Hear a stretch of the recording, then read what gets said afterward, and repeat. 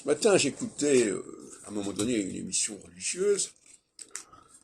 Alors on nous parlait du livre de l'Exode et des Juifs. Vous savez que moi je considère que le livre de l'Exode c'est écrit par les Israélites. Et donc, j'aime pas beaucoup entendre des gens parler des Juifs à tort ou à travers, à partir de textes soi-disant qui parlent des Juifs, alors comment ils ne parlent pas des Juifs. Alors, évidemment, le Pékin qui parle comme ça et qui ne connaît pas, qui n'est pas théologien, bon, il a des excuses, mais il faudrait quand même lui faire la leçon et lui dire qu'il ne faut pas dire n'importe quoi. Il faut distinguer, quand les prophètes s'adressent à Israël, ils ne s'adressent pas aux Juifs, que je sache. Hein.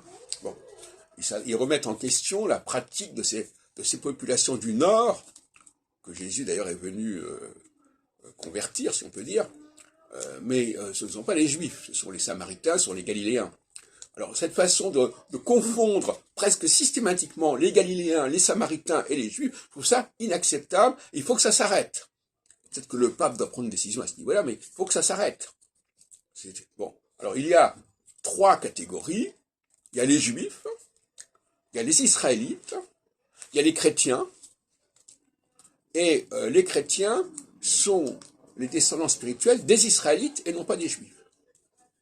Et d'ailleurs, là je vais aller voir tout à l'heure le film de Pasolini, l'Évangile selon saint Matthieu, pour vérifier justement ce qu'on dit. Parce que les Israélites attendaient le Messie. La Samaritaine demande à Jésus, est-ce que tu es le Messie? Et Jésus est venu comme Messie des Israélites, des gens du Nord. Il n'est pas venu pour être le Messie des Juifs. Pour les Juifs, il est peut-être éventuellement le roi. Alors c'est le roi des Juifs qui est le Messie des Israélites. C'est un autre problème. Il ne faut pas tout mélanger. Et il y a quand même une volonté presque délibérée de confusion qui quand même relève d'une forme d'antijudaïsme.